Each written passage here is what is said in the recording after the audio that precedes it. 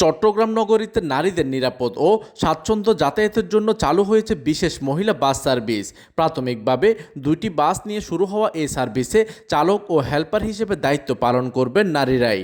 মঙ্গলবার দুপুর 12টার দিকে নগরের কালুরঘাট বেতার কেন্দ্র এলাকায় বেলুন উড়িয়ে বাস সার্ভিসটির উদ্বোধন করা হয়। উদ্বোধনের পর বাস দুটি কালুরঘাট বেতার কেন্দ্র থেকে ফ্রিপোর্ট হয়ে পতেঙ্গা পর্যন্ত চলাচল করবে। পুরো রুটে রাখা হয়েছে 12টি নির্ধারিত স্টপেজ। এসব স্টপেজ থেকে নারী যাত্রীরা বাসে উঠতে ও নামতে পারবেন। উদ্বোধনী অনুষ্ঠানে প্রধান অতিথি সংসদ সদস্য এরশাদুল্লাহ গণমাধ্যমকে বলেন, এটি প্রধানমন্ত্রীর নির্বাচনী অঙ্গীকারের একটি অংশ।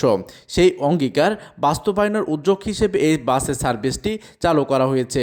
বাসের চালক ও হেল্পার সবাই নারী হবেন বলেও জানান তিনি।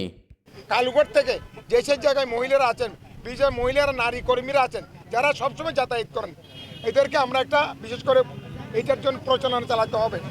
অনুষ্ঠানে চট্টগ্রাম বিভাগীয় কমিশনার জিয়াউদ্দিন, জেলা প্রশাসক জাহিদুল ইসলাম, চট্টগ্রাম রেঞ্জের ডিআইজি জেলা police super Masud Alam, BRTA Chittagong বিভাগের পরিচালক মাসুদ আলম সহ বিআরটিসির কর্মকর্তারা উপস্থিত ছিলেন। সংশ্লিষ্টরা জানান, কর্মজীবী নারী ও শিক্ষার্থীদের পাশাপাশি বিভিন্ন শ্রেণী পেশার নারীদের নিরাপদে গণপরিবহন ব্যবহারের সুযোগ তৈরি করাই এই সার্ভিসের মূল লক্ষ্য।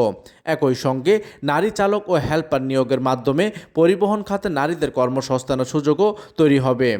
এইদিকে প্রাথমিকভাবে 2টি বাস দিয়ে কার্যক্রম শুরু হলেও যাত্রীদের চাহিদা ও সার্ভিস পরিচালনার অভিজ্ঞতা বিবেচনায় ভবিষ্যতে বাসের সংখ্যা বাড়ানোর পরিকল্পনা রয়েছে বলেও জানিয়েছেন সংশ্লিষ্টরা।